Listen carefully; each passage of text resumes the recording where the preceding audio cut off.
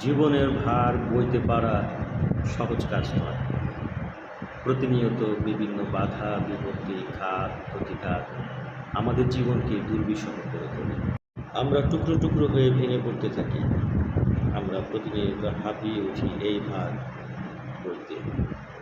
এক সময় মনে হয় সব কিছু ছেড়ে ছুড়ে দূরে কোথাও পালিয়ে যায়। মন একটু ভালোবাসার প্রশ্রয় খোঁজে।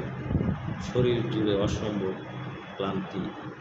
মাথার উপর সমস্যার বোঝাগুলো নিয়ে চলতে চলতে মনে হয় আর পারছি না। তারপরও আমরা কাছের মানুষগুলোকে ছেড়ে পালাতে পারি না।